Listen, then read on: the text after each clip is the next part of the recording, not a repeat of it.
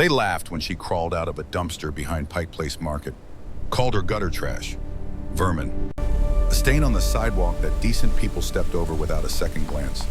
But when Lyra Ashwin whispered 7 words in a language dead for 300 years, the most powerful vampire in the Pacific Northwest fell to his knees in the rain. Strong. Trust me. This is her story, 22 years Then old, rise with me. homeless for 3 years, hunted by men in gray suits who wanted her dead for reasons she didn't understand, and the last living heir to a queen who saved an empire with her dying breath.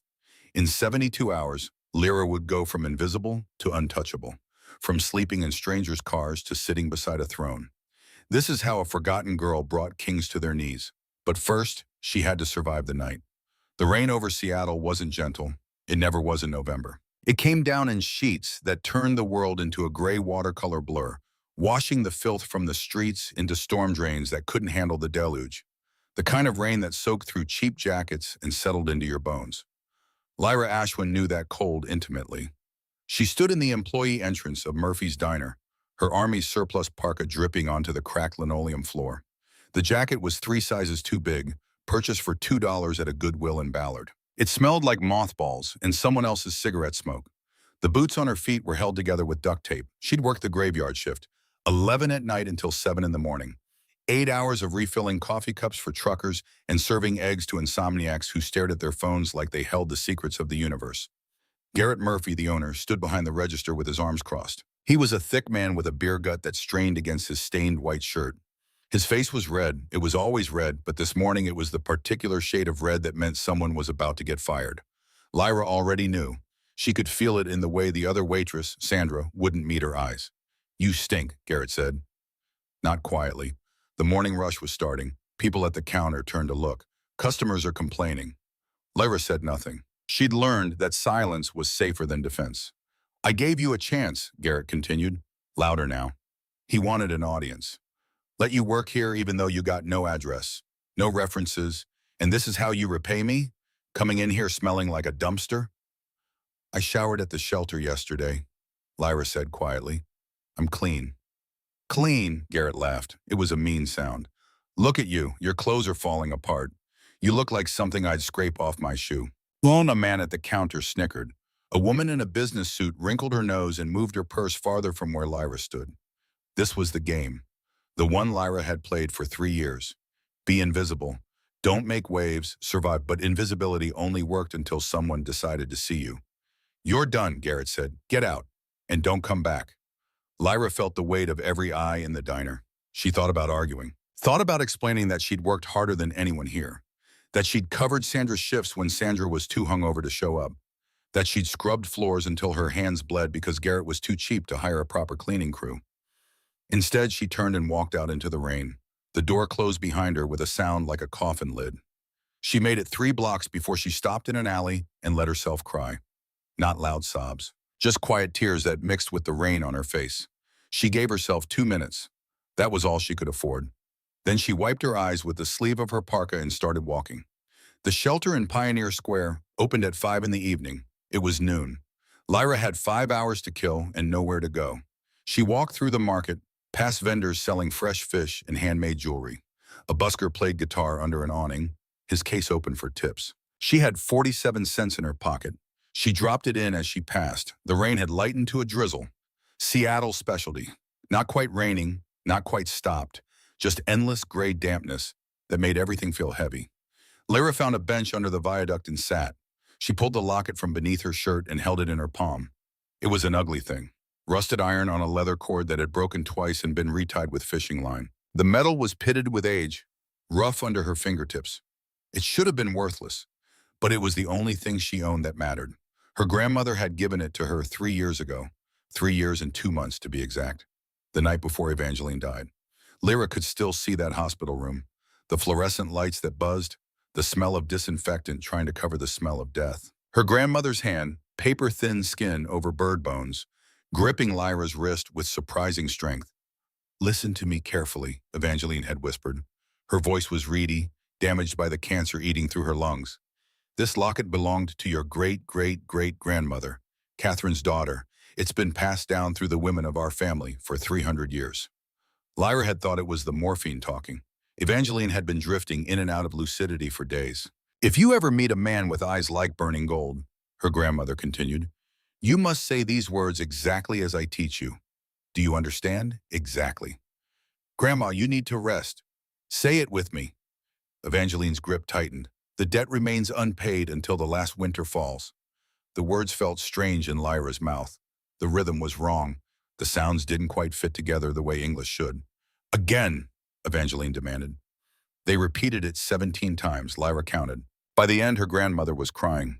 He will understand, Evangeline whispered, and when he does, you'll be safe. Promise me you'll never take off the locket, never. Not even to shower, not even to sleep.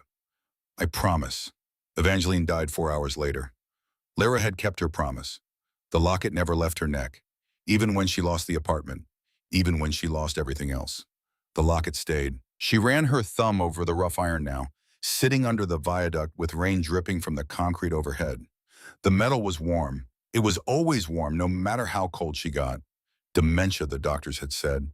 End-stage cancer patients often experience confusion. But the words stayed with Lyra. The debt remains unpaid until the last winter falls. What debt? What winter? She'd never know. And it didn't matter. Garrett was right about one thing. She did smell. Her parka reeked of the dumpster she'd taken shelter behind last week when the shelter was full. Her jeans had a stain she couldn't wash out. Her hair, even freshly washed, was dull and lifeless. She was 22 years old and she looked 40. That's what poverty did. It aged you, made you invisible, turned you into something people crossed the street to avoid. Lyra closed her eyes and let the sound of the rain fill her head. She didn't notice the men in gray suits until it was too late. They moved like professionals, 3 of them, spread out in a formation that cut off escape routes without seeming to. Lyra only spotted them because she'd learned to watch for predators. The first one was tall, Nordic-looking, with short blonde hair and sunglasses despite the overcast sky. He stopped 10 feet from her bench and pulled something from his jacket. A photograph. He showed it to a vendor selling smoked salmon. The vendor shook his head. The man in the gray suit moved to the next stall. Lyra's stomach went cold. She stood slowly, careful not to draw attention. Pulled her hood up, started walking in the opposite direction, toward the water. She'd gone half a block when she saw the second one. This one was shorter, stockier, with a scar across his left eyebrow. He was showing the same photograph to a coffee shop barista. The third one cut her off at the intersection. He was younger than the others, maybe 30. Dark hair slicked back. He looked at Lyra and his hand went to his waist. She saw the bulge of a weapon under his suit jacket. She ran. Not toward the shelter. They'd follow her there, trap her. Not toward the market. Too crowded. Too many witnesses if they decided to grab her in public. She ran toward the waterfront, toward the shipping yards and industrial buildings where fewer people would notice if someone screamed. Her boots slapped against wet pavement. Her breath came in gasps. Behind her, she heard footsteps. Running. Getting closer. Lyra cut left into an alley, jumped a chain-link fence that tore her jeans, landed hard on the other side. Kept running. The men in gray suits didn't give up. She ran for 6 blocks. Her lungs burned. Her legs felt like they would give out. She turned a corner and found herself facing the back entrance of a high-rise. Massive. Glass and steel. A sign read Ravencroft Tower in letters 3 feet tall. The service door was locked. Keycard access. But Lyra had learned things living on the streets. Survival skills that wouldn't go on a resume. She pulled a bent paperclip from her pocket. Picked the lock in 11 seconds. The door clicked open. Behind her, the footsteps were getting louder. Lyra slipped inside and let the door close. The lock engaged with a heavy thunk. She stood in a concrete stairwell, breathing hard. Listened. Silence. Then from outside, a voice. Male. Frustrated. She's in the building. Call it in. Lyra didn't wait. She ran down the stairs, following signs for parking level B3. The parking garage was dim. Fluorescent lights flickered overhead, casting everything in a sickly yellow glow. The air smelled of gasoline and concrete dust. Row after row of expensive cars gleamed in their designated spots. Lyra moved between them, looking for somewhere to hide, somewhere they wouldn't think to look. That's when she saw it. In the far corner, away from the other vehicles, sat a car that looked like it belonged in a museum. Vintage. Gorgeous. Silver paint that caught the light even in the dimness. The curves were elegant, timeless. A 1964 Aston Martin DB5. Though Lyra didn't know cars well enough to identify it by sight, she just knew it was beautiful. And the passenger door was unlocked. Lyra looked behind her. No one. The elevator doors were closed. She had maybe 3 minutes before security started searching. She opened the car door and slid into the passenger seat. The interior smelled like leather and something else, something rich and expensive that she couldn't name. The seats were soft, butter soft. She sank into it and pulled the door closed as quietly as possible. Then she waited. Minutes passed, her heartbeat slowed. The adrenaline started to fade, leaving her shaky and cold. She was so tired. The seat was so comfortable. Lyra told herself she'd just rest for a moment, just until the men in gray suits gave up and left. Then she'd slip out, find another shelter, disappear into the city. Her eyes closed. She didn't mean to fall asleep, but she did. Lyra woke to the sound of footsteps, not running, walking, measured, confident, the click of expensive shoes on concrete. She opened her eyes and saw a shadow moving between the cars, tall, broad-shouldered, coming closer. Panic jolted through her. She started to sit up, to reach for the door handle. Too late. The driver's side door opened. A man slid into the seat beside her. For a heartbeat, neither of them moved. Lyra saw him in profile first, sharp cheekbones, a jaw that looked carved from marble. Dark hair swept back from a face that was handsome in a way that made her think of predators. Beautiful and deadly. He wore a charcoal suit that probably cost more than Lyra had made in her entire life. His hands on the steering wheel were elegant, long-fingered, with veins that stood out against pale skin. Then he turned to look at her. His eyes were amber. Not brown, amber, like molten gold with flecks of rust. They glowed faintly in the dim light of the garage, and they were filled with rage. "Get out," he said. His voice was quiet, controlled. But underneath the control was something that made Lyra's hindbrain scream danger. She reached for the door handle. Her fingers fumbled. Wouldn't work properly. The man moved, faster than should have been possible. 1 second he was in the driver's seat. The next he was leaning across the center console, his hand gripping the collar of her parka. "I said get out." His lips pulled back. Lyra saw teeth, normal human teeth in front, but the canines were too long, too sharp. They hadn't been there a moment ago. Fangs. Oh God, fangs. He dragged her out of the car, not through the passenger door. He pulled her across the console, out the driver's side, and threw her onto the concrete floor of the garage. Lyra hit hard. Pain exploded through her hip. She scrambled backward on her hands and knees until her back hit the tire of the Aston Martin. The man stood over her. The amber eyes were brighter now, glowing, inhuman. "Who sent you?" he demanded. "Was it the Corvinus clan? Did Damien think a human spy would be amusing?" Lyra couldn't speak, couldn't breathe. This wasn't real. This couldn't be real. But the fangs were real. The eyes were real. The cold radiating from him like he was carved from ice was real. "Answer me," he growled. He stepped closer. Lyra could see his shadow fall over her like a shroud. "You have 3 seconds to give me a reason not to drain you dry and leave your body for the maintenance crew to find." 3 seconds. Lyra's hand went to her throat, to the locket.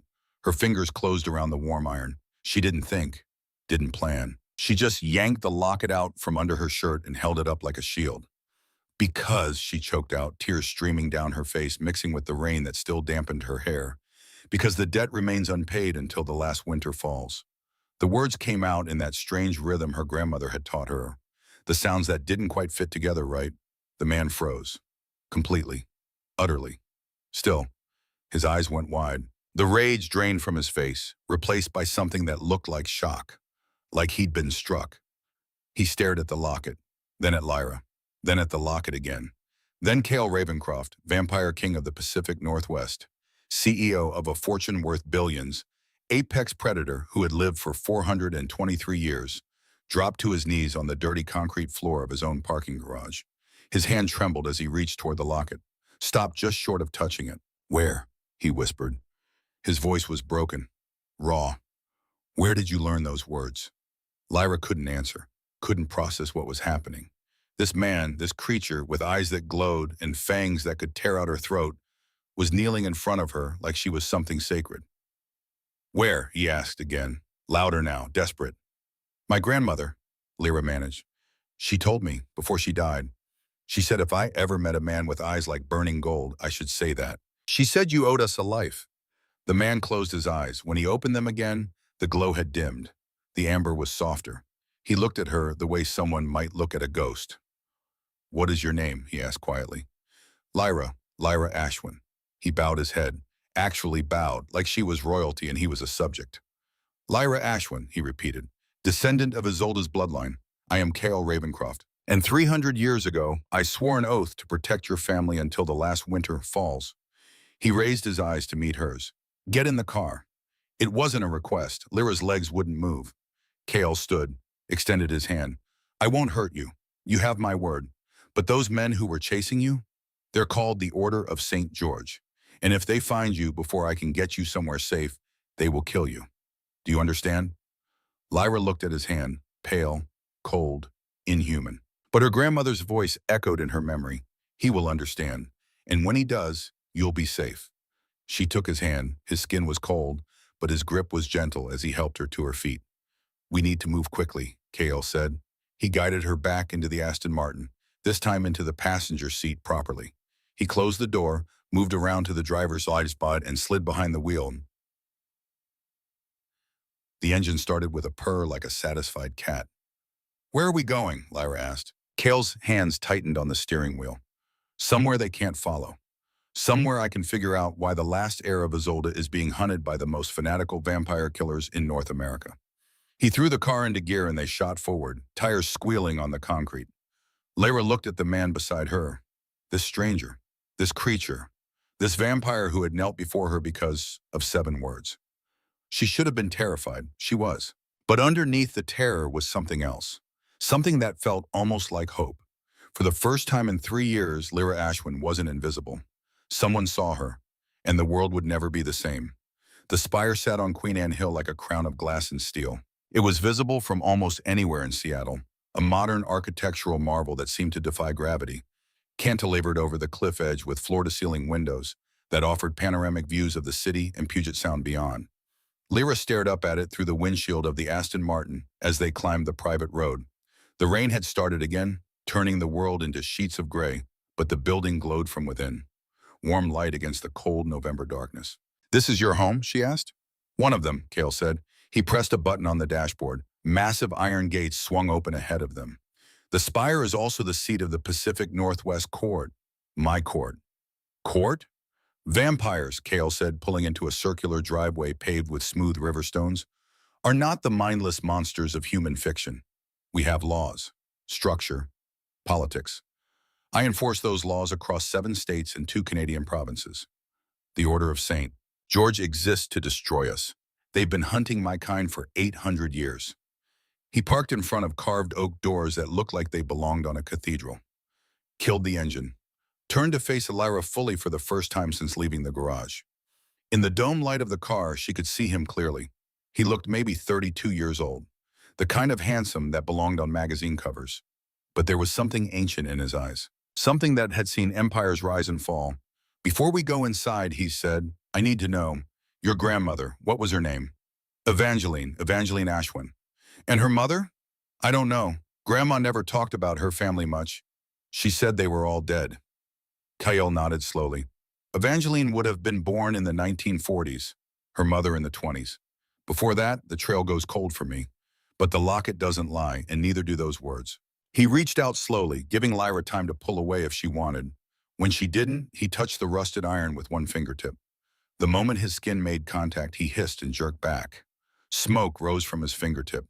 The smell of burned flesh filled the car. Iron, he said, examining the wound. It was already healing, the burned skin knitting back together in seconds. It burns us, weakens us.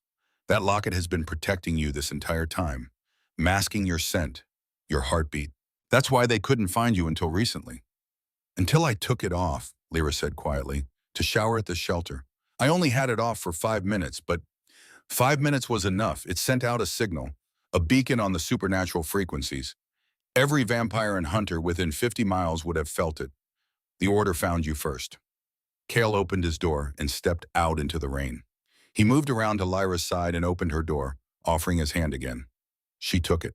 Let him help her out of the low-slung car. The rain soaked through her parka in seconds, but Cale didn't seem to notice the water. He led her to the oak doors, which opened before they reached them. A woman stood in the entrance. She was stunning, tall and willowy with platinum blonde hair swept into an elegant chignon. She wore a black cocktail dress that probably cost more than a car. Her eyes were ice blue and sharp as knives. Those eyes traveled over Lyra with visible disdain. "My lord," the woman said. Her voice was cultured, British accent refined. "You bring guests without warning?" "Stand aside, Seraphine," Kale said. Seraphine. The name sounded like winter. The woman didn't move. "She smells." Her lip curled. "Like refuse. Like streets and desperation. You brought a homeless human into our sanctuary?" "I brought the heir of Isolde," Kale said. His voice was cold enough to match hers. "And she is under my protection, by oath and blood. Now stand aside or I will move you myself." Something flickered in Seraphine's eyes. Anger, maybe fear. But she stepped back. Kael guided Lyra inside. The interior of the spire was breathtaking. Soaring ceilings, marble floors that gleamed like mirrors. Abstract art that probably belonged in museums. A floating staircase that seemed to defy physics, leading to upper levels shrouded in artistic shadow. But Lyra barely noticed the beauty. She was focused on the people. There were 7 of them in the main hall, all beautiful, all watching her with expressions that ranged from curiosity to outright hostility. All vampires. Lyra could feel it, the cold that radiated from them, the way they moved too smoothly, too gracefully, the way their eyes tracked her like predators watching prey. "Council," Kale announced. "This is Lyra Ashwin, descendant of Isolde, the queen who died to preserve the peace treaty of 1724. She carries the oath marker and spoke the covenant phrase. I invoke the ancient law. She is under my protection." One of the vampires stepped forward. He was younger looking than Kale, maybe mid-20s in appearance. Dark hair artfully tousled. He wore designer jeans and a silk shirt, unbuttoned at the collar. When he smiled, it looked genuine.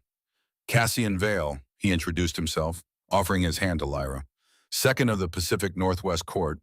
Welcome to the Spire." His hand was cold like Kale's, but his grip was gentle, friendly. "You'll have to forgive Seraphine," Cassian continued, shooting a glance at the blonde woman. "She's not fond of surprises, or humans, or really anything that disrupts her carefully ordered world." "I'm not fond of filth," Seraphine said coldly, "and I'm certainly not fond of foolish sentimentality. My lord, this is clearly a ploy. Someone sent this girl to manipulate you, to exploit your guilt over Isolde's death." Kale's expression didn't change, but the temperature in the room seemed to drop 10 degrees. "You will show respect," he said quietly, "or you will leave." Seraphine's jaw tightened, but she bowed her head. "As you command." "I need the medical chamber prepared," Kale said to Cassian, "and bring Dr. Ashford. The girl needs to be examined." "Examined?" Lyra asked.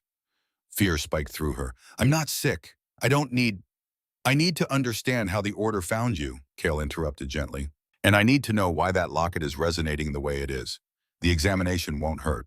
I promise." He guided her toward the floating staircase. Cassian followed. Seraphine stayed behind, her ice blue eyes burning holes in Lyra's back. The medical chamber was nothing like a hospital. It looked more like a high-end spa, all soft lighting and comfortable furniture. The examination table was padded leather. The equipment was sleek in silver, quietly humming. Dr. Ashford turned out to be a vampire who looked like someone's grandmother. She had silver hair in a neat bun and kind eyes behind wire-rimmed glasses. She wore a white coat over a sensible cardigan. "Hello, dear," she said, smiling at Lyra. "I'm Dr. Ashford. I specialize in supernatural biology. I'm just going to run a few scans, take a small blood sample. Nothing invasive. Is that all right?" Lyra nodded, though her heart was pounding. Dr. Ashford worked quickly and efficiently. She ran something that looked like a metal detector over Lyra's body, pausing at the locket. Then she took a blood sample from Lyra's arm, her touch surprisingly warm for a vampire. While she worked, Kale stood by the window, looking out at the rain-soaked city. Cassian lounged against the wall, watching everything with sharp intelligence behind his friendly demeanor. "My lord," Dr. Ashford said after several minutes, "the locket. May I examine it more closely?" Lyra's hand went to her throat protectively. "It won't leave your neck," Kyle said. "I give you my word." Reluctantly, Lyra lifted the locket from beneath her shirt, holding it out so Dr. Ashford could see. The doctor leaned close, not touching. Her eyes widened. "Extraordinary," she breathed. "This is old work. Pre-Enlightenment. The iron is forged with vampire blood mixed into the metal itself. Look here, Cassian. You can see the seal mark." Cassian moved closer, studying the locket. His expression grew serious. "That's your blood seal, my lord," he said. "I'd recognize your signature anywhere." 300 years ago, Kale said softly. I gave Isolde a locket containing a single drop of my blood.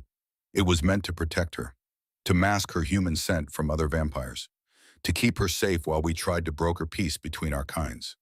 It didn't work, Lyra said quietly. No, Kale's voice was heavy with old grief. She died anyway, and I thought the locket died with her.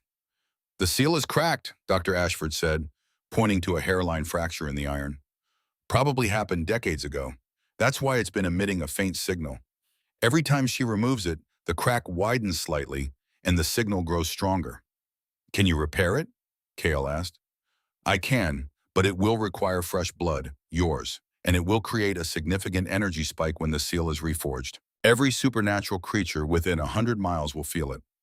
Then we do it tonight, Kale said, before the Order can organize a larger force. My lord, Cassian said carefully, if we create that kind of spike, we'll be broadcasting our location. It could be seen as an act of aggression by the other courts, or an invitation to attack. I don't care. Kale turned from the window. The oath must be honored. Lyra is under my protection. If that means war, then we have war. Lyra stared at him, this stranger who had knelt before her in a parking garage, who was willing to risk war to keep her safe. Why, she asked. You don't know me. You didn't know my grandmother. Why does this oath matter so much? Kale was quiet for a long moment. When he spoke, his voice was soft. Because Isolde died saving me. Not just my life, my soul. 300 years ago, I was a different creature. Colder, crueler. She taught me that vampires could be more than monsters. That we could choose mercy, choose protection instead of predation. When she died, I swore I would never let her bloodline suffer. That if any of her descendants needed me, I would come. I would protect them, even if it cost me everything. He met Lyra's eyes. You are not a stranger, Lyra Ashwin. You are the last piece of the woman who changed everything, and I will die before I let anyone harm you. The room was silent except for the quiet hum of medical equipment, Doctor. Ashford cleared her throat gently. There's one more thing, my lord. The blood scan shows something unusual. She brought up a holographic display. Lyra's blood cells floated in the air, magnified thousands of times. They looked normal to Lyra's untrained eye. Look here, Dr. Ashford said, pointing to a cluster of cells that glowed faintly blue. This is a recessive genetic marker, extremely rare. It's called the sanguine heir gene. I've only read about it in historical texts, never seen it in person. What does it do? Cassian asked. It allows the carrier to bond with vampire blood at a cellular level, to share power, to amplify it.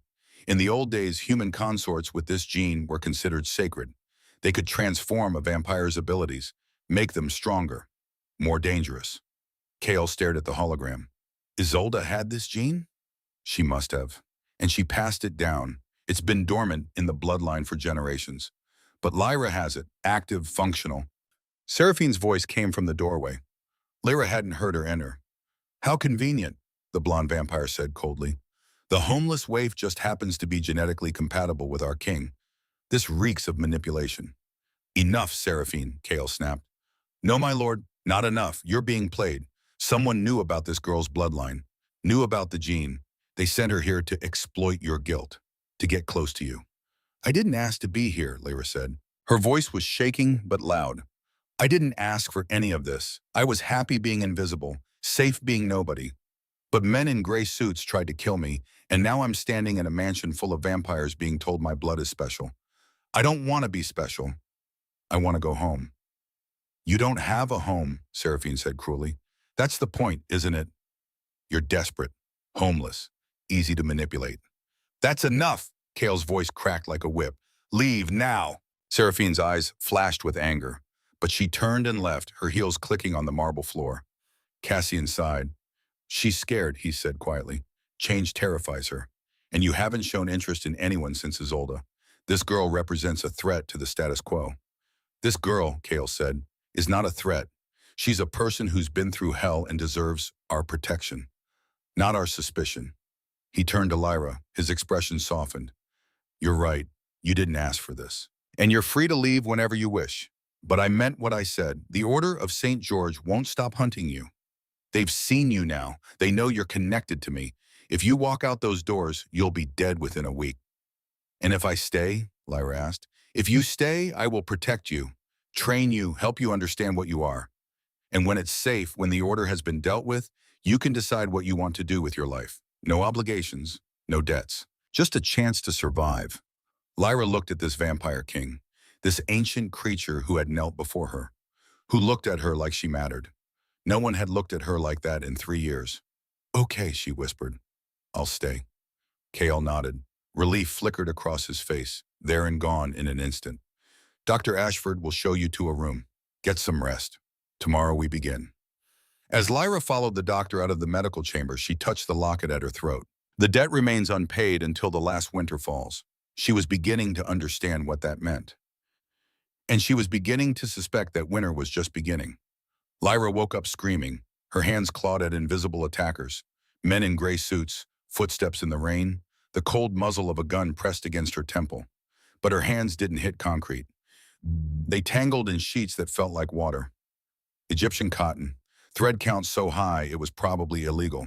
She sat up gasping. Sweat soaked through the silk pajamas someone had left for her. Her heart hammered against her ribs like a trapped bird. The room was enormous. Floor-to-ceiling windows showed the Seattle skyline wrapped in pre-dawn fog. The Space Needle glowed in the distance like a lighthouse. The bed she'd slept in could have fit 5 people. The furniture looked like it belonged in a palace. You're safe. Lyra jerked her head toward the voice. Cale Ravencroft sat in a wingback chair by the window, reading a leather-bound book that looked older than America. He'd changed out of his suit. Now he wore black slacks and a cashmere sweater the color of charcoal. He looked less like a corporate predator and more like something from a Gothic novel. Still beautiful. Still dangerous. How long have you been sitting there? Lyra asked. Her voice was rough from screaming. 3 hours. You were restless. I thought you might wake frightened. So you just watched me sleep?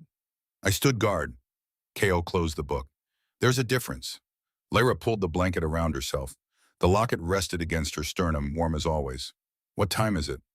4 in the morning. You've been asleep for 14 hours. 14 hours. Lyra couldn't remember the last time she'd slept that long. At shelters, you learn to sleep light. Wake at any sound. Stay ready to run. Dr. Ashford said your body was in mild shock, Cale continued. Exhaustion, malnutrition, dehydration. She wanted to put you on an IV, but I told her you'd be more comfortable resting naturally.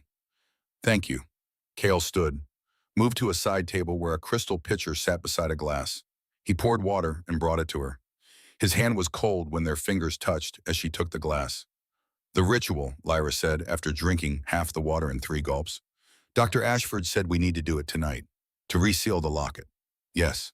And it's going to send out some kind of signal? Alert every vampire and hunter in the city?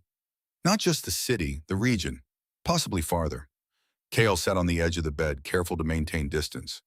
When I sealed that locket 300 years ago, I was younger, weaker. The energy signature was subtle, but I'm stronger now. The seal will be permanent, unbreakable, and very, very loud. So we're painting a target on our backs. We're painting a target on my back, Cale corrected. You'll be safe here. The spire has defenses that would make Fort Knox jealous, reinforced walls, UV shielding, weapons systems. The Order has tried to breach it 17 times in the last century. They've failed every time. Lyra set the glass on the nightstand. The Order, who are they really? Why do they want to kill vampires? Cale was quiet for a moment. When he spoke, his voice was distant, remembering. 800 years ago, during the Crusades, a group of knights discovered that vampires were real. They believed we were demons, abominations. They swore to eradicate us from the earth. They called themselves the Order of St. George, after the saint who slew the dragon. He stood, walked to the window.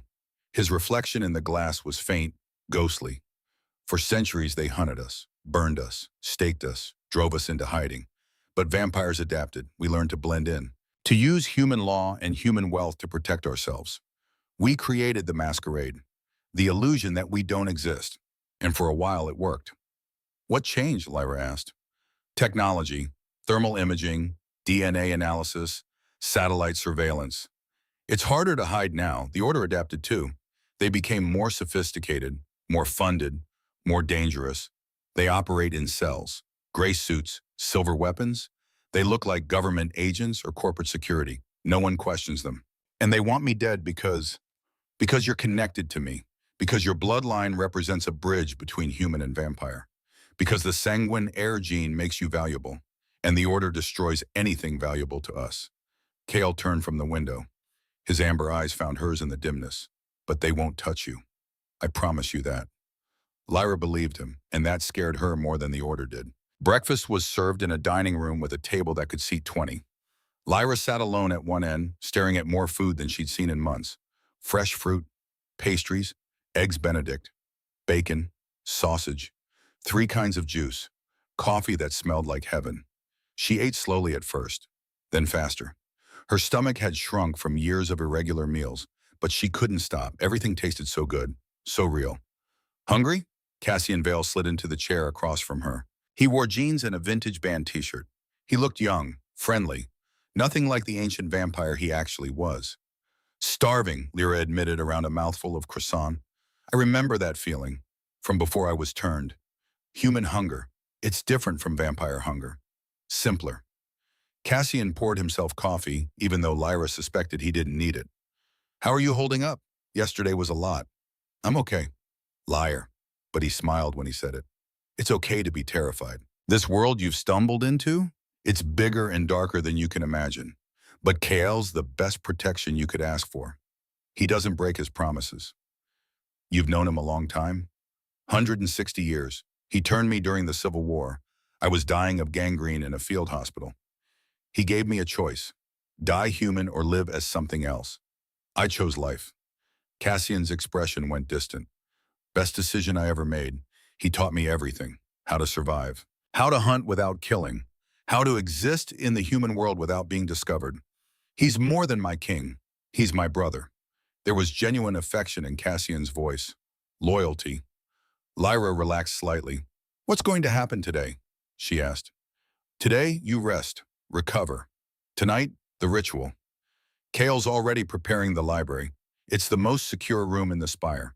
Stone walls, no windows, warded against magical intrusion.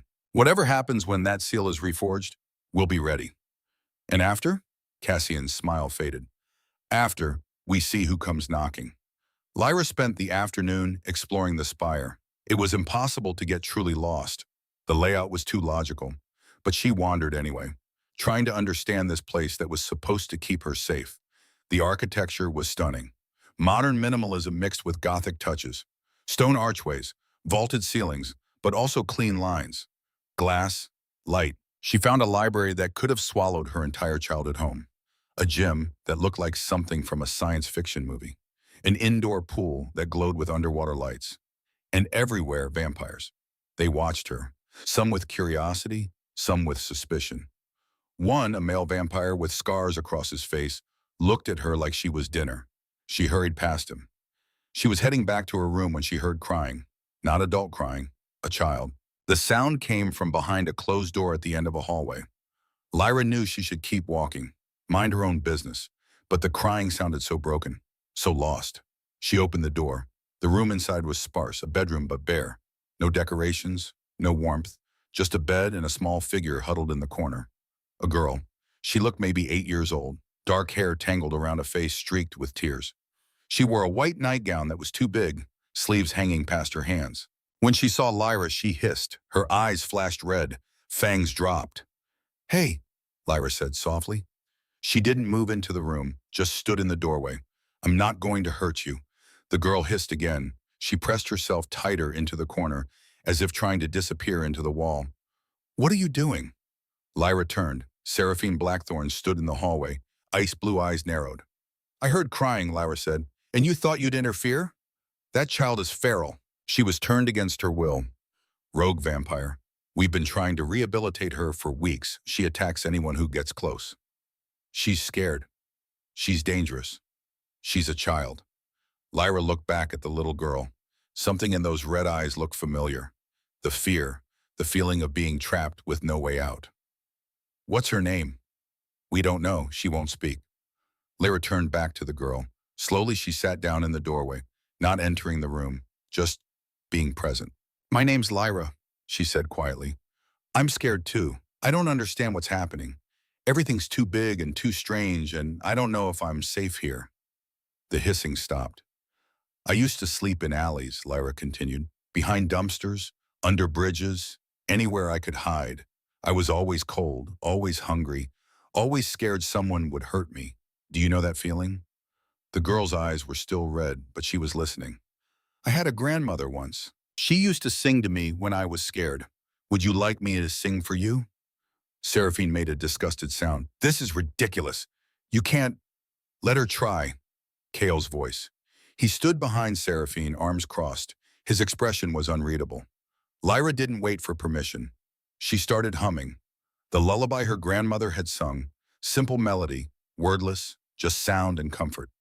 The girl's fangs retracted slowly. The red faded from her eyes, replaced by brown, human brown. She started crying again. But this time it wasn't fear. It was grief. Lyra kept humming, kept sitting in the doorway, not approaching, just offering presence. After 5 minutes, the little girl stood up. She walked across the room on shaking legs, stopped just inside the doorway. Then she fell into Lyra's arms. Lyra caught her, held her. This tiny vampire child who weighed almost nothing, who shook with sobs that sounded like they'd been trapped inside for weeks. It's okay, Lyra whispered. I've got you. You're safe.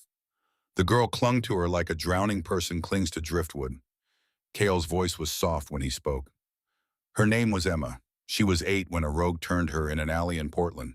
He was killed before he could explain how to survive. She's been alone, terrified, unable to understand what she's become. She needs help, Lyra said. Not rehabilitation. Help. I know. Kale crouched down beside them. His voice gentled even more.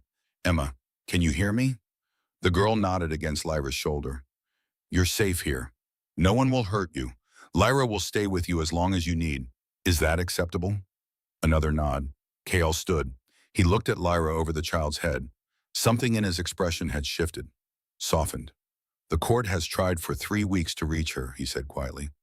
Vampire empathy, blood bonds, compulsion, nothing worked. But you just sat down and sang. I know what it's like to be invisible, Lyra said. To feel like no one sees you. Sometimes people don't need power. They just need someone to sit with them in the dark. Kale's eyes held hers. In that moment, Lyra saw something she hadn't before. Recognition. Understanding.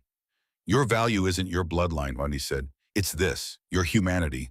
Isolde had it too. The ability to see people. Really see them. Even when they're monsters. Seraphine made a sound of disgust and swept away down the hall. Kale smiled faintly. You've made an enemy. I've had worse. I believe you. He glanced at his watch. It's almost sunset. The ritual begins in 3 hours. Dr. Ashford will take over with Emma. You should prepare. Lyra nodded, but she didn't let go of the little girl until Emma was ready to let go first. The library was different at night. Candles burned in iron sconces along the stone walls, casting dancing shadows across shelves that held books older than countries. A fire roared in a hearth large enough to roast a whole pig. The room smelled of wood smoke and old leather and something else. Something metallic. Magic. Lyra felt it prickling along her skin like static electricity. Kale stood before the fire, arranging items on a low table. A silver bowl, dried herbs, a knife that looked ancient and cruel. He changed into simpler clothes. Black pants, black shirt, no jewelry except for a ring on his right hand, silver set with a dark stone. That's Isolde's ring, Lyra said, surprised she knew. Kale glanced at it. Yes, she wore it the night she died. I've worn it every day since. He turned back to his preparations. The ritual is simple. I'll cut my palm, let the blood drip onto the locket. When the iron heats, you'll place your hand over mine. The bond will seal. The crack will close. And every supernatural creature within 500 miles will know exactly where we are. You make it sound so easy. The mechanics are easy. The consequences less so. Kale picked up the knife, tested the edge with his thumb. Blood welled instantly, black in the candlelight. The cut healed before a drop could fall. The order will come. Other vampire courts will feel the power surge. Some may see it as an act of aggression, a declaration of strength. Is it? No, it's a promise that I will honor my oaths, even if it costs me everything. Lyra touched the locket at her throat. It was warm, pulsing almost, like a second heartbeat. What did Isolde mean to you? She asked. Really? Kale set down the knife, stared into the fire. Everything, he said quietly. I was turned in 1633, during a war that tore Europe apart. The vampire who made me was cruel. He taught me that humans were food, resources, nothing more. For almost a century, I believed him. I killed without thought, fed without mercy. I was a monster in truth. He picked up the bowl, turned it in his hands. Then I met Isolde, 1720. She was the daughter of a merchant. No title, no great beauty, but she saw me for what I was and didn't run.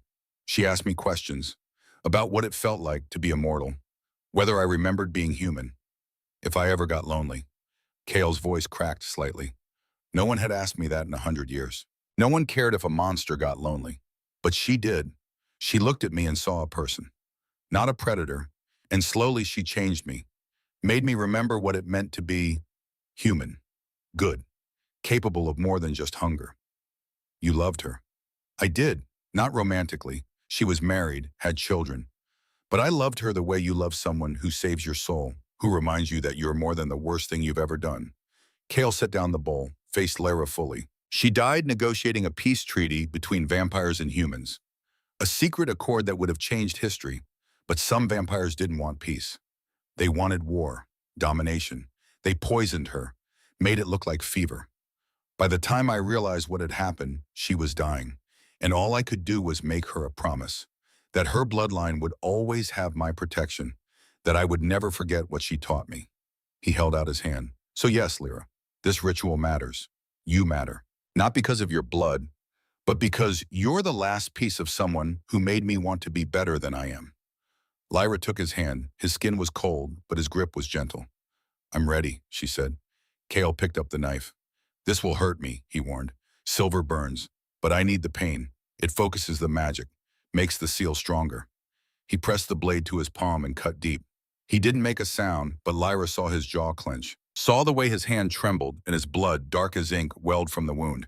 He made a fist over the locket, held it there, suspended, while Lyra held the iron steady. The blood dripped. 1 drop, 2, 3. When it hit the rusted iron, the locket hissed. Steam rose, smelling of copper and ozone. The rust began to dissolve, flaking away like old paint. Beneath it, the iron was black, pure, gleaming.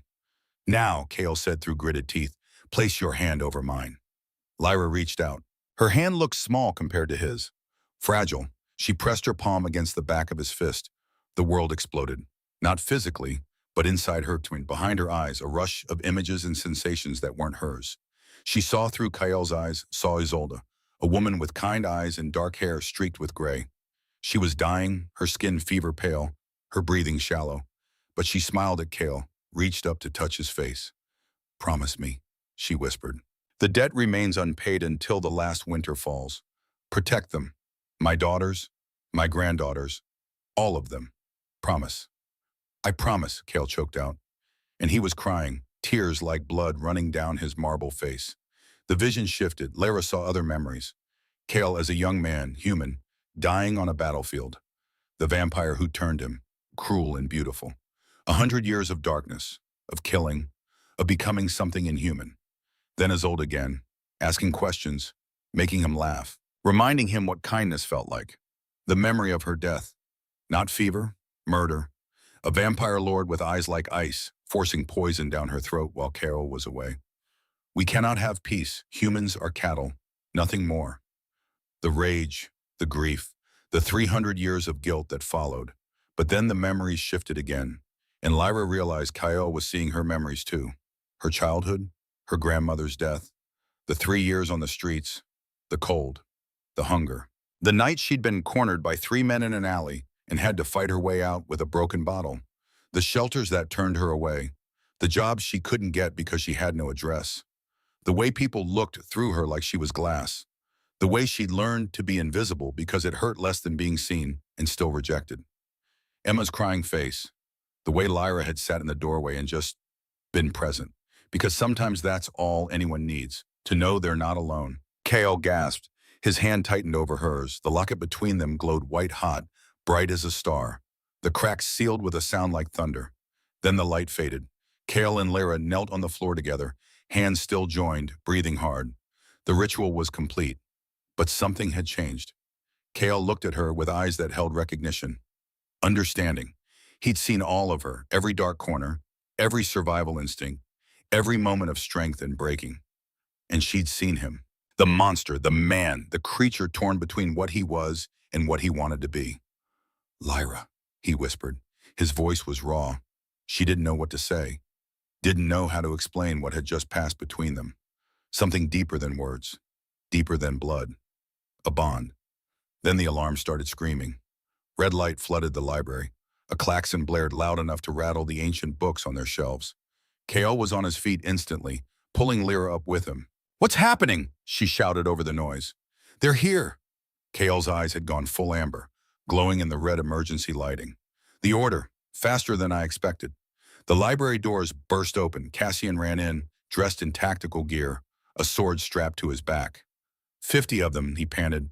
Full assault team, UV grenades, silver ammunition, flamethrowers. They're hitting the perimeter now. We have maybe 5 minutes before they breach the walls. Impossible, Kale snarled. The defenses should hold for hours. Someone opened the north gate from the inside. Kale went very still. Who? Cassian's face was grim. I don't know, but we have a traitor. Before Kale could respond, an explosion rocked the entire building. The floor bucked. Plaster rained from the ceiling. The fire in the hearth guttered and died. Stay here, Kale commanded, already moving toward the door. Cassian, guard her with your life. My lord, you can't fight them all alone. I can and I will. They will not touch her. He was gone in a blur of speed. Lyra stood frozen, the alarm still screaming, the red lights still flashing. Cassian moved to the door, drawing his sword. It'll be okay, he said, but he didn't sound convinced. Kael's the strongest vampire in the region. He'll cut through them like paper. Another explosion, closer this time. The windows rattled despite being bulletproof. Cassian's phone buzzed. He glanced at it. His expression went flat. What? Lyra asked. Nothing, just coordinates. The assault is concentrated on the east wing. He turned to her, smiled, but the smile was wrong, too sharp. You should know, Lyra, I really did like you. You have heart, more than most vampires I've known. It's a shame. What are you talking about? Cassian moved. Faster than her eyes could track. 1 second he was by the door. The next he had her by the throat, lifted off the ground, slamming her back against the stone wall. Her feet dangled. She couldn't breathe. The ritual worked perfectly, Cassian said conversationally.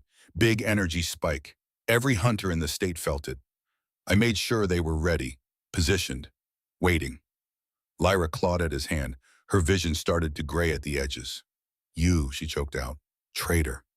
Realist, Cassian corrected. Kale is weak. He clings to old promises, old morality. He protects humans like they're something precious instead of food. I've watched him for 160 years, and he's never been strong enough to do what needs to be done. Take control. Rule. He leaned closer. His breath was cold against her face.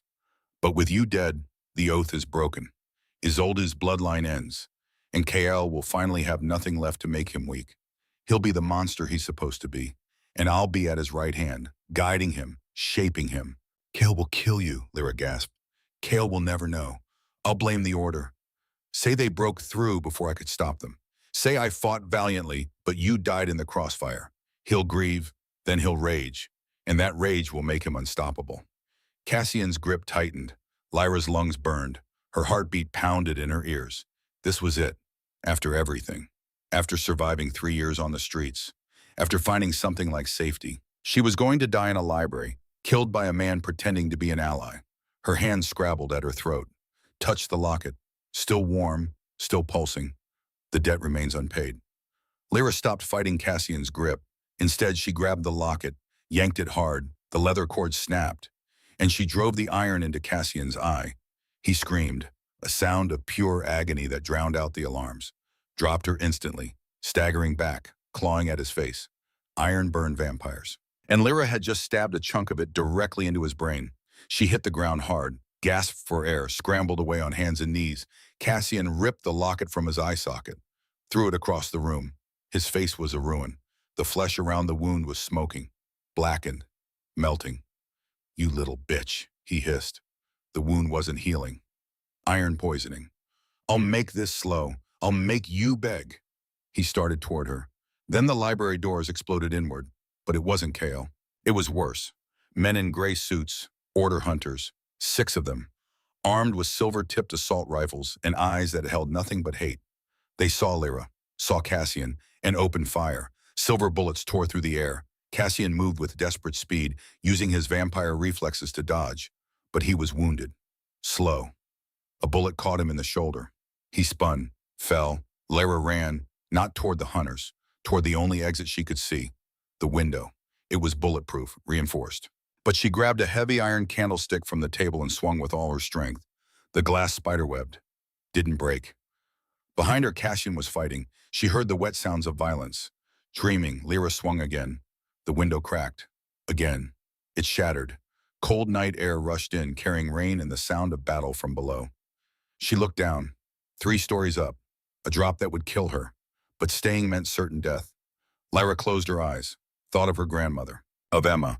Of Kyle looking at her like she mattered. She jumped. For one perfect moment, she was weightless. Flying, free. Then gravity remembered her. She fell toward the garden below, toward the stone path that would break every bone in her body. Something slammed into her midair. Arms, cold and strong. A body wrapping around hers, twisting, taking the impact. They hit the ground together. Rolled. Came to rest in the wet grass. Lyra looked up into amber eyes. KL. Covered in blood that wasn't his. Breathing hard. Holding her like she was made of glass. "I heard you scream," he said. His voice was shaking. "I heard." An explosion tore through the night. Lyra looked up at the spire in time to see the entire east wing erupt in flames. The concussion wave hit seconds later, hot enough to scorch. The building groaned, tilted, started to collapse. Cassian, Kale breathed. "He planted bombs. He betrayed you," Lyra said. "He's working with the Order. He tried to kill me." Something broke in Kale's expression. Rage, betrayal, grief. But there was no time. The spire was falling, tons of glass and steel and stone sliding off the cliff edge like an avalanche. Kale scooped Lyra into his arms and ran. They made it into the tree line before the building hit bottom. The sound was apocalyptic, a roar like the end of the world.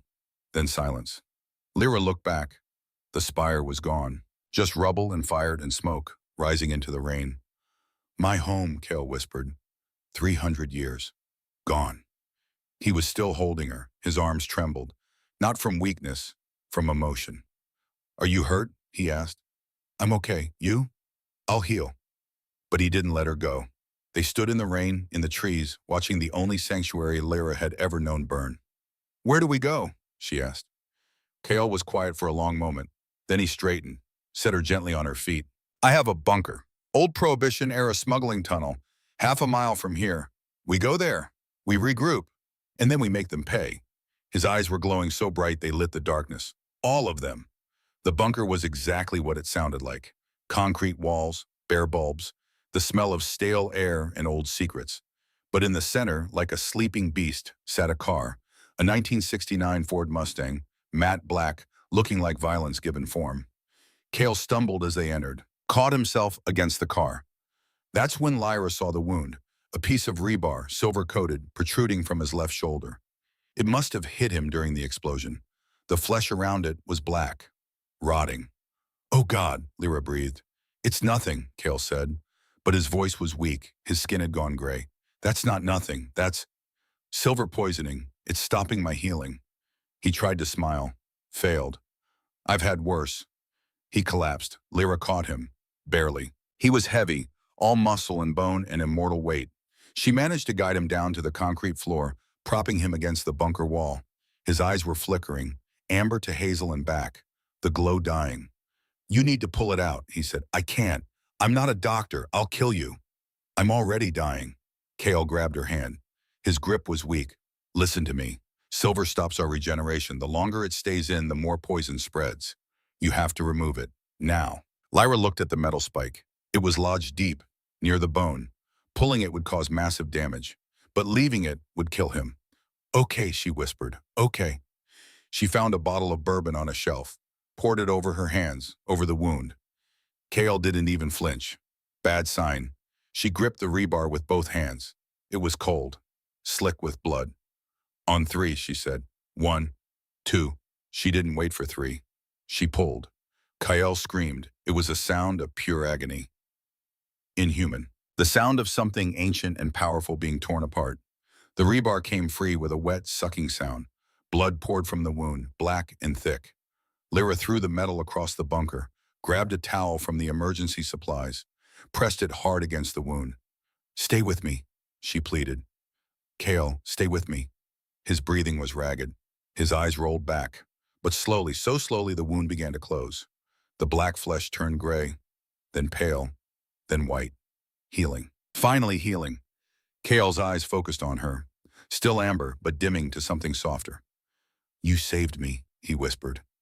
Lyra laughed. It came out as a song. "You saved me first, in the garden, caught me. I heard you scream. Nothing else mattered. Not the battle, not the order. Just you." He reached up, touched her face with a hand that was still trembling. 300 years, he said. "I've been alone, isolated by power and immortality. Even surrounded by my court, I was alone. But you sat in a doorway and sang to a broken child. You walked into fire to save me. You're not just Isolde's heir. I'm tired of being invisible," Lyra interrupted. Her voice was stronger now, certain. "For 3 years I was a ghost. People looked through me, but not anymore. I see you, Kael, and you see me, and I'm not running. Not from the Order, not from Cassian, not from any of this." Kael stared at her. Something shifted in his expression. Wonder. Hope. "Then we fight," he said, "together." "Together," Lyra agreed. Outside, sirens wailed in the distance. Fire trucks, police, the human world responding to the destruction of the spire. But inside the bunker, Lyra and Kael sat together on the cold concrete floor. Two broken people who had found each other in the darkness and refused to let go. The debt was far from paid. But for the first time in 300 years, Kael wasn't alone. And for the first time in 3 years, Lyra wasn't invisible. Winter was coming, but they would face it together. The rain had finally stopped. Dawn came gray and cold over Seattle, painting the wreckage of the spire in harsh light. Emergency vehicles crowded the cliff road. Firefighters sprayed foam on smoldering ruins. News helicopters circled like vultures. Inside the bunker, Lyra sat on the hood of the Mustang, watching Kael pace. He'd healed. The silver wound was gone, leaving only a faint scar that would fade within hours. But the betrayal hadn't healed. She could see it in the way he moved. Restless, angry, grief hardening into something sharper. "Cassian planned this for months," Kael said. His voice was flat, dead. "Maybe years, the access codes, the explosives, the timing. He knew exactly when to strike." "He said you were weak," Lyra said quietly, "that protecting humans made you vulnerable." He was right. Kael stopped pacing, looked at her with eyes that had gone cold. "I trusted him, gave him power, position. I made him second in command because I thought loyalty meant something. I was a fool." "You weren't a fool, you were human. Even vampires can be human." Kael's laugh was bitter. "Human? Is that what got Isolde killed? What got my home destroyed? What nearly got you murdered in my own library?" He slammed his fist into the concrete wall. The bunker shook. Cracks spiderwebbed from the impact. Lyra slid off the car, walked to him, put her hand on his arm. His skin was cold as marble. "Kael, look at me." He did, and she saw the rage there, the guilt, the 300-year-old wound that Cassian had ripped open. "Cassian made his choice," Lyra said. "You made yours. You chose to honor your promises, to be more than a monster. That's not weakness, that's strength. Strength doesn't stop silver bullets. No, but it stops you from becoming what he wanted. A creature that rules through fear instead of respect, through domination instead of protection." She held his gaze. "You saved me, twice. You could have let me die in that parking garage, could have drained me and walked away. But you didn't, because Isolde taught you to see people, and that matters." Kael was quiet for a long moment, then something in his expression softened. "You sound like her," he said, "Isolde. She used to say things like that. Make me believe I could be better. You are better, and we're going to prove it." "How? The spire is destroyed. Half my court is dead or scattered. The Order knows where I am. And Cassian?" His voice cracked. "Cassian has won." Lyra shook her head. "No, he hasn't. He made a mistake." "What mistake?" "He left us alive." By late afternoon, they were ready to move. The 1969 Mustang roared through the industrial district like a demon on wheels. Cale drove with controlled violence, taking corners too fast, pushing the ancient engine to its limits. Lyra gripped the dashboard. She'd traded her ruined pajamas for clothes Cale had stored in the bunker. Black jeans, a gray sweater, combat boots that were too big, but better than duct-tape sneakers. She looked like someone who could fight. She felt like someone about to walk into hell. "Where are we going?" she asked over the engine's growl. "Pioneer Square. Underground. There's a bar that caters to my kind. Neutral ground. If anyone knows what happened after the explosion, it's Marcus Stonehaven. Can we trust him?" Marcus is 700 years old. He's seen empires fall. He doesn't care about politics or power. He just wants to be left alone with his whiskey collection. But he hates traitors more than he hates anything else in this world. They pulled into an alley behind a brick building that looked condemned. Cale killed the engine. The sudden silence was deafening. "Stay close," he said. "Underground Seattle can be dangerous even for vampires." They descended a staircase that shouldn't have existed. It was hidden behind a dumpster, the entrance so narrow Lyra had to turn sideways. The stairs went down, and down, and down. At the bottom was a steel door. Cale knocked. 3 times. Pause. Twice more. The door opened. The bar beyond was dim and smoky, lit by red neon signs advertising beers that didn't exist anymore. Jazz played softly from a jukebox in the corner. The air smelled of old wood and older secrets. Behind the bar stood a man who looked like he'd stepped out of a Viking saga. Massive, shoulders like a linebacker, gray beard braided with silver rings, tattoos covering every inch of visible skin. He was polishing a glass with a rag that had seen better decades. "You're supposed to be dead, Ravencroft," Marcus Stonehaven said without looking up. His voice was gravel in a cement mixer. "Saw it on the news. Gas explosion. Tragic loss. Seattle's most eligible billionaire gone in a ball of fire. I'm harder to kill than that." Marcus looked up. His eyes were pale blue, the color of winter ice. They took in Cale, then Lyra. "And you brought the girl, the one everyone's talking about. Isolde's heir." He set down the glass. "Word travels fast in our world, especially when someone lights up the night with a blood ritual that could be felt in Vancouver." "What have you heard?" Cale asked.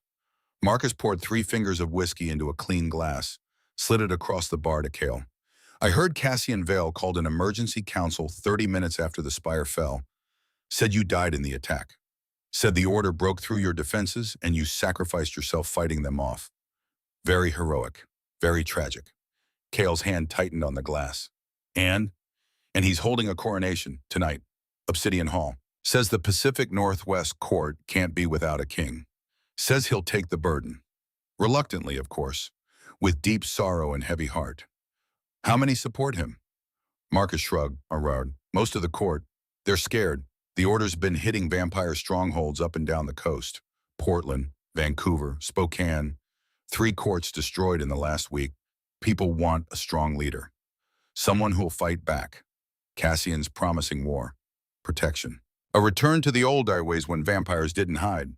"He's lying," Lyra said. "He's working with the order. He's the one who gave them the access codes, who planted the bombs." Marcus looked at her with new interest. "You got proof of that, little girl?" "I have his confession. He told me himself before he tried to kill me. Your word against his. In a court of law, that's worth nothing. In a court of vampires?" Marcus smiled without humor. "Even less." Cale drained the whiskey in one swallow, set the glass down with careful precision. "How many are loyal to me?" 12, maybe 15 if you count the ones sitting on the fence. Everyone else is either dead, scattered, or willing to follow whoever promises them safety. 12 against 200. Bad odds. I've had worse. Cale looked at Marcus. "Will you stand with me?" The old vampire was quiet. He poured himself whiskey, drank it slowly. "I don't like politics," he said finally. "I don't like courts and kings and all the posturing that comes with it. I've been alive long enough to see 1,000 leaders rise and fall. Most of them were bastards. Some were worse." He poured another glass. "But you, Ravencroft, you're different. You actually give a damn about the cattle, about the treaties, about keeping the masquerade intact so we don't end up in a war that kills us all. And Cassian, he's a snake. Always has been. Smiled too much, agreed too easily. I never trusted him." Marcus came around the bar, pulled an antique shotgun from underneath, checked the load. "So yeah, I'll stand with you, even if it's suicide. Better to die standing than live kneeling to that smug little weasel. Cale extended his hand. Thank you. Marcus shook it. His grip could have crushed stone. Don't thank me yet. We still have to live through the next 4 hours. The obsidian hall sat beneath the Space Needle, hidden in tunnels that predated the city itself. It had been a speakeasy during Prohibition, a vampire haven for 200 years. Now it was about to become a battlefield. Cale parked the Mustang 3 blocks away. They approached on foot, Lyra between Cale and Marcus, moving through shadows that seemed to cling to them like silk. Other vampires were converging on the hall. Lyra could see them now, her eyes adjusting to this new reality. They moved differently than humans. Too smooth, too graceful. Predators pretending to be people. Most ignored her. A few stared. One, a female vampire with scars across her throat, hissed as they passed. Marcus growled low in his chest. The scarred vampire backed away. How do we get in? Lyra asked. Won't there be guards? There will be, but they won't stop us. Vampire law. Any member of the court can attend a coronation. They can't bar entry without declaring war on the entire bloodline. So we just walk in? We walk in, make an entrance, challenge Cassian's claim, and hope we're not torn apart before we can speak. Lyra's heart hammered against her ribs. And if we are? Cale looked down at her. His amber eyes glowed faintly in the darkness. Then we die knowing we tried, that we didn't let a traitor steal what we built. Not exactly comforting, but Lyra nodded. They reached the entrance, a loading dock door that looked like it hadn't been opened in 50 years. Cale knocked, the same pattern he'd used at Marcus's bar. The door opened. The vampire on the other side was young, maybe turned in his 20s. He wore tactical gear and carried an automatic weapon that probably fired silver rounds. His eyes widened when he saw Kyle. Lord Ravencroft. But you're alive, yes. Surprising, I know. We're here for the coronation. The guard looked past Kyle to Marcus, then to Lyra. His expression was unreadable. I have to announce you. Then announce us. The guard spoke into a radio, waited, listened to a response Lyra couldn't hear. Then he stepped aside. You may enter, but leave your weapons. Marcus snorted. We are the weapons, boy. They walked past him into darkness. The obsidian hall was carved from black stone that seemed to drink light. Columns rose to a vaulted ceiling, lost in shadow. Candles burned in iron sconces, thousands of them, casting dancing shadows across walls covered in ancient tapestries. And vampires. 200 of them. Maybe more. They filled the hall, standing in clusters, all dressed in formal wear, like they were attending an opera instead of a coronation. All eyes turned as Kyle entered. The silence was absolute. Then the whispers started, a susurrus of voices speaking too fast and too quiet for Lyra to follow, but she caught fragments. Supposed to be dead. The spire burned. Brought the human. At the far end of the hall on a raised platform stood a golden chalice on a pedestal, the coronation cup. Beside it stood Cassian Vale. He wore a black suit that probably cost more than most people made in a year. His dark hair was perfectly styled. His expression was one of surprised concern. He was a good actor. Lyra had to give him that. Lord Ravencroft, Cassian said, his voice carrying across the hall. Thank the fates you are alive. When the spire fell, we feared the worst. We thought... You thought I was dead, Cale interrupted, his voice cutting through the hall like a blade. Because you were there when the bombs went off. You triggered them yourself. The whispers grew louder. Cassian's expression didn't change. Still concerned, still confused. My lord, you've been through trauma. The silver poisoning, the explosion.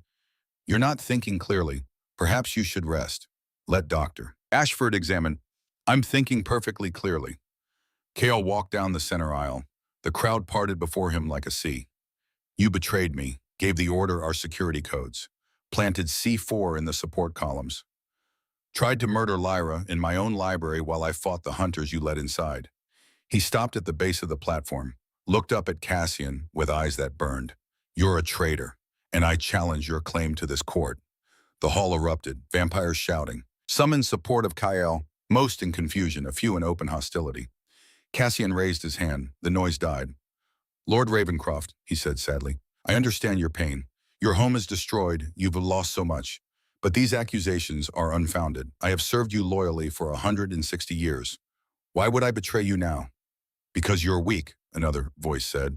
Seraphine Blackthorn emerged from the crowd. She wore a gown the color of blood, her platinum hair swept up in an elaborate style. She looked like a queen already. She climbed the platform to stand beside Cassian. You've always been weak, she continued, speaking to Kyle but projecting to the room, clinging to human morality, protecting cattle like they're something precious, making treaties with creatures that should be our food. Isolde made you soft. And now you bring her diseased bloodline into our sanctuary expecting us to bow? She looked at Lyra with pure contempt. She's homeless, a gutter rat. She smells like filth and desperation. And you kneel to her because a dead woman whispered promises 300 years ago? That's not strength, Ravencroft. That's pathetic. Lyra felt every eye in the hall turn to her, judging, dismissing, seeing exactly what Seraphine wanted them to see. A nobody, a nothing, something to be stepped over and forgotten. For 3 years, Lyra had been invisible. She'd learned to make herself small, quiet, easily ignored. But standing in that hall, surrounded by creatures who could kill her with a thought, something inside her broke. Not in weakness, in fury. You're right, Lyra said. Her voice was quiet, but in the silence it carried. I am homeless. I did sleep in gutters. I ate from dumpsters. I wore clothes held together with duct tape and hope. She walked forward, one step, then another, moving toward the platform like she owned it. But I survived. 3 years on streets that would have broken you in 3 days. I survived men who saw me as prey. Winters that killed stronger people. Hunger that hollowed me out until I was more ghost than girl. She stopped at the base of the platform, looked up at Seraphine. You call me weak because I'm human? I call you weak because you've never had to be anything else. You were turned into power, given immortality and strength you didn't earn. But me, every day I'm alive is a choice. Every breath is a victory, and I'm still standing. The hall was dead silent. As for the covenant, Lyra continued, turning to address the room, I didn't know what it meant when my grandmother taught me those words. I thought she was dying, confused, but she wasn't. She was passing down 300 years of trust, of a promise made by a vampire king to a human queen who saved his soul. She pulled something from her pocket. The locket. Broken cord retied, the iron still warm. Cale Ravencroft sealed this locket with his blood to protect Isolde's daughters, her granddaughters, all of them. For 3 centuries, he kept that promise even when there was no one left to hold him to it. That's not weakness, that's honor. She looked at Cassian. You think honor is weakness. You think treaties and promises are chains? But you're wrong. Honor is what separates you from the monsters you pretend not to be. Lyra climbed into the steps. No one stopped her. She faced Cassian directly. You tried to kill me. Told me Cale would never know. That you'd blame the Order. Make yourself look heroic. But here's what you didn't count on. She raised her voice. I know vampire law. Cale taught me. Old law. The kind that predates your courts and councils. And according to ancient covenant, any member of a bloodline under protection has the right to invoke trial by testimony, to speak their truth before the gathered court and demand judgment. Cassian's mask slipped, just for a second. Fear flashed in his eyes. You can't. I invoke trial by testimony, Lyra said clearly, under the covenant of protected bloodlines. Under the seal of Isolde's legacy, I demand the court hear my accusation. The hall exploded into chaos, vampires shouting, some calling her presumptuous, others invoking historical precedent. But Marcus's voice cut through it all. The girl's right. Old law supersedes new. If she invokes testimony, we have to hear it. Unless you want to violate 800 years of tradition? Cassian looked trapped.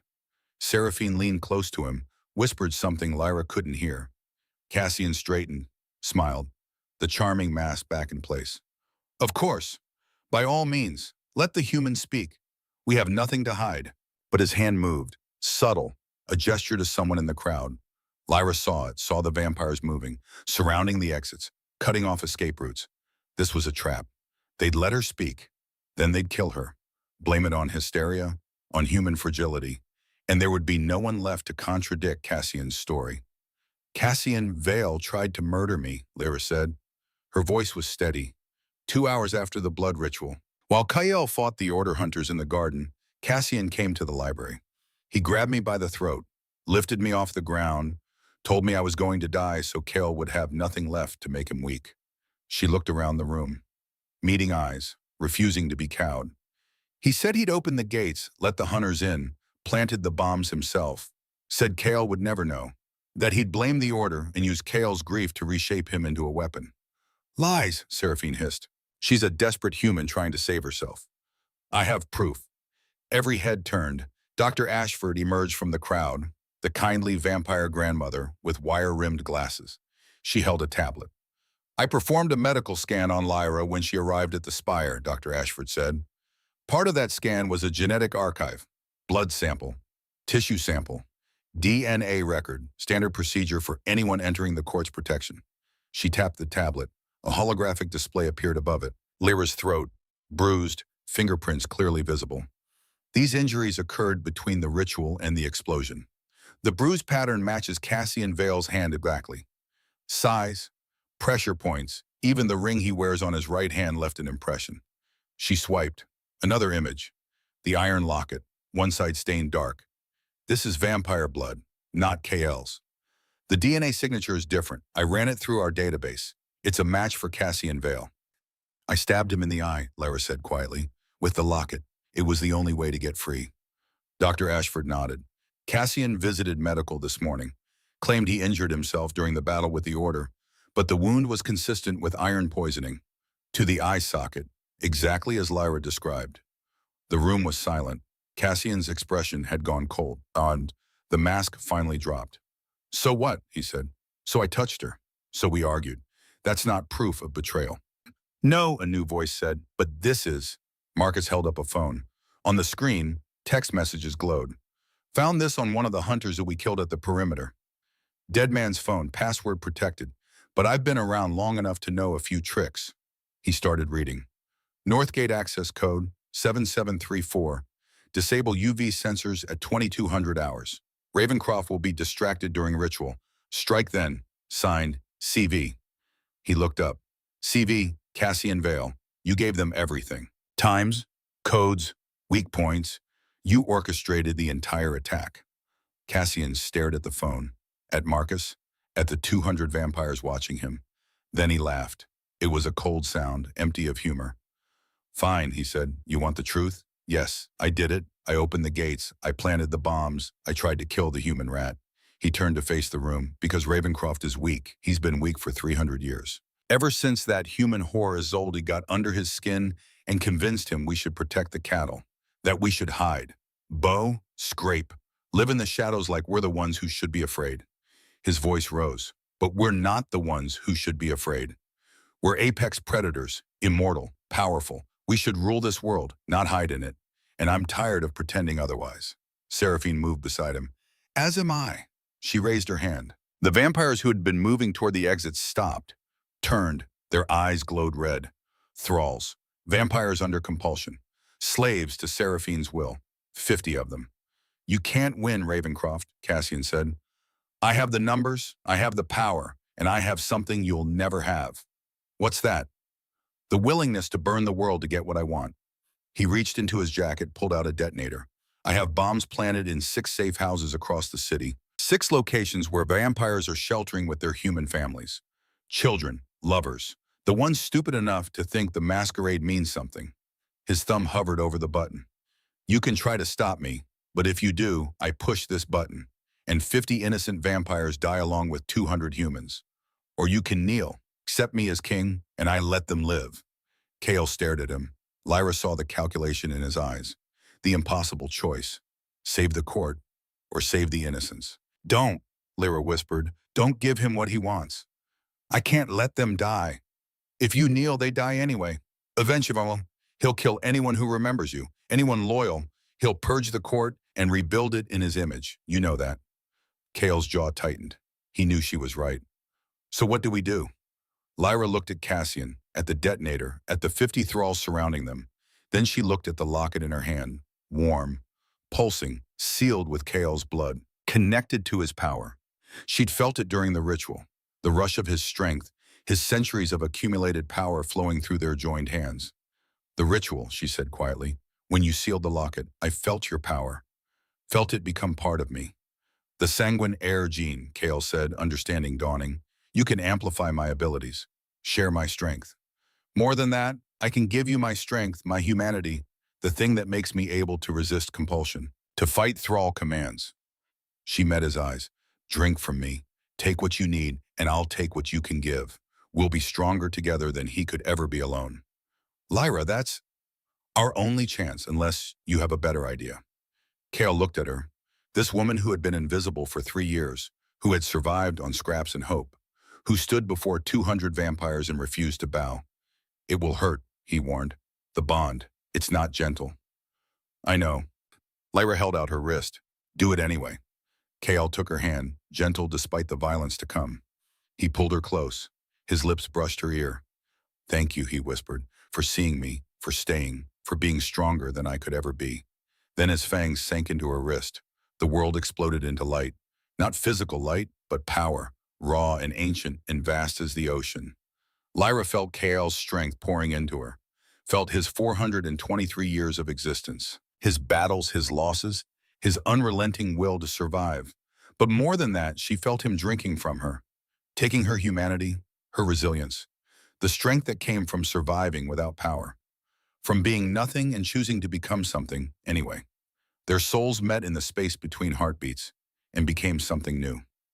Kale's eyes opened. They weren't amber anymore. They were platinum, white gold, blazing like stars. He released her wrist.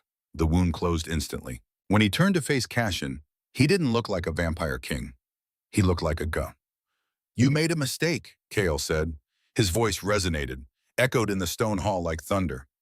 You thought I was weak because I chose mercy. But mercy is a choice. Cruelty is surrender. He raised his hand. The thralls screamed, all 50 of them. Seraphine's compulsions shattered like glass. They fell to the ground, freed.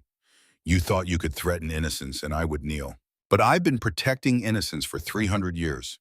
I know every safe house, every shelter, every location where my people hide. Kale smiled. It was terrible. I emptied them 2 hours ago, while you were preening for your coronation, while you were so sure you'd won. I sent Marcus and my loyalists to evacuate every vampire and human in those buildings. Your bombs will destroy empty rooms. Nothing more. Cassian's face went white. He pushed the button. Nothing happened. We also disarmed them, Kale said. But thank you for confirming the locations. He stepped forward. Each step rang against the stone. You called me weak, but weakness isn't choosing to protect. Weakness is needing to destroy because you're too afraid of what you might become if you had to be gentle. Kale stopped in front of Cassian, looked at him with eyes that held 4 centuries of patience and pain. You were my brother. I trusted you, taught you, gave you everything. And you spat on it because you wanted more, wanted easier, wanted permission to be the monster you always were underneath. I wanted to stop pretending, Cassian hissed. Stop bowing to cattle, to weaklings, to... Kale grabbed him by the throat, lifted him off the ground. Then stop pretending now. He threw Cassian across the hall. The vampire hit the far wall hard enough to crack stone, slumped to the ground. Seraphine screamed, lunged at Kale with claws extended. He caught her wrist, twisted. She went to her knees. You wanted a king? Kale's voice filled the hall. You wanted strength? Here it is. Strength enough to spare you despite your betrayal. Strength enough to exile you instead of executing you. Strength enough to choose mercy when cruelty would be so much easier. He released Seraphine, stepped back. Cassian Vale, Seraphine Blackthorn, you are hereby banished from the Pacific Northwest Court. You will leave this territory, never return. If you do, the exile becomes execution. If you harm any under my protection, the sentence is death. Do you understand? Cassian pulled himself to his feet. Blood ran from his mouth. His eyes were pure hate. This isn't over. Yes, Kale said quietly. It is. He turned to face the gathered court. I am Cahill Ravencroft. I have ruled this territory for 200 years. I have protected you, guided you, kept the masquerade intact even when it cost me everything. And I will continue to do so, not because I'm weak, but because I choose to be better than the monsters who made us. He held out his hand to Lyra. She took it. Let him pull her to stand beside him on the platform. This is Lyra Ashwin, descendant of Isolde, heir to the covenant that has protected this court for 3 centuries. She is under my protection by blood and oath, and anyone who harms her answers to me. He looked down at the golden chalice, picked it up. But more than that, she is my equal, my partner, the bridge between human and vampire that Isolde always wanted us to build, and I name her sanguine consort, with all the rights and protections that title carries. He offered her the chalice. Lyra stared at it, at the room full of vampires watching her, at Kyle, who looked at her like she'd hung the moon. She thought of the dumpsters, the cold nights, the 3 years of being invisible. She took the chalice and drank. The hall erupted in cheers. 3 months later, the rebuilding of the spire was half complete, glass and steel rising from the ashes. Modern and beautiful. A fortress disguised as art. But tonight, Lyra stood on the rooftop of a different building, a converted warehouse in Georgetown that served as temporary court headquarters. The city spread below her, lights like stars reflected in the sound, the Space Needle glowing in the distance. She wore a dress now, simple, black, with a silver pendant around her neck. Not the locket, that was sealed in a vault, sacred, protected. This pendant was new, a gift from the court, obsidian set in white gold, the symbol of the sanguine consort. She still couldn't quite believe it was real. "You're thinking too loud." Kale stepped out of the shadows. He wore jeans and a sweater. His hair was slightly messy from the wind. He looked younger like this, less king, more man. "I'm thinking about how different everything is," Lyra said. "3 months ago, I was sleeping in your car. Now I'm standing on a rooftop wearing a dress that cost more than I made in a year. Do you miss it, your old life?" Lyra was quiet, honest. "I miss the freedom. No one expected anything from me. I could disappear and no one would notice. But I don't miss the fear, the hunger, the cold." She turned to face him. "And I don't miss being invisible." Kale smiled, soft and genuine. "You were never invisible to me. From the moment you spoke those 7 words, I saw you. All of you." He reached into his pocket, pulled out a small box. "I have something for you." Lyra's heart stuttered. "Kale, it's not what you think." "Well, it is, but not. Just open it." She took the box, opened it. Inside was a ring, white gold, set with a stone that looked like captured moonlight. "It was as old as," Kale said quietly, "the ring she wore when she made me promise to protect her bloodline. When she died, I kept it, wore it for 300 years. But I think she'd want you to have it. I can't take this. You already have everything she wanted to build. Peace between our kinds. A court that protects instead of prays. You embody that. You are what she died trying to create." Lyra looked at the ring, at KL, at this impossible man who had knelt for her in the rain. "The debt," she whispered, "the last winter. When does it fall?" KL took the ring from the box, slid it onto her finger. "I don't know. Maybe never. Maybe the debt isn't meant to be paid. Maybe it's meant to be honored. Every day, in every choice to protect instead of destroy. To see instead of overlook. To love instead of consume." He cupped her face in his hands. Cold skin against warm. "I'm 423 years old. I've seen empires fall. I've survived plagues and wars and centuries of loneliness. But standing here with you, this is the first time in 300 years I feel alive. Truly alive. Not just existing, living." "Kale, you don't have to say anything. You don't have to feel the same. I just needed you to know. You saved me. Not just from Cashin, from myself, from the monster I was becoming." Lyra looked up at him. This vampire king, this ancient creature, this man who had chosen to be better. "I'm still learning how to be a consort," she said. "How to navigate vampire politics. How to not feel like a fraud in expensive dresses." "You're not a fraud. You're the most real person I've ever known. I'm still homeless, in my head, still waiting for someone to take it all away. Then we'll wait together, until you believe it's real, until you know you belong." Lyra smiled, rose on her toes, kissed him. His lips were cold, but the kiss was warm, full of promise and possibility and hope. When they broke apart, the sun was starting to rise, painting the sky in shades of pink and gold. Kale winced, stepped back into the shadow of the door. "I should go inside." "Wait." Lyra pulled a small vial from her pocket. Clear liquid. "Dr. Ashford made this. UV resistance serum. Experimental. But she thinks it'll work for about an hour." Kale stared at the vial. "I haven't seen a sunrise in 400 years. Would you like to see one now?" He took the vial, drank it, waited. Then he stepped into the light. For the first time in centuries, the sun touched Kale Ravencroft's skin. He didn't burn. He looked at Lyra, smiled, really smiled. Joy and wonder and something that looked like tears. "Thank you." They stood together as the sun rose over Seattle. A vampire king and a homeless girl who became a queen. Hand in hand, side by side. The debt was paid, The last winter had fallen, and spring was beginning.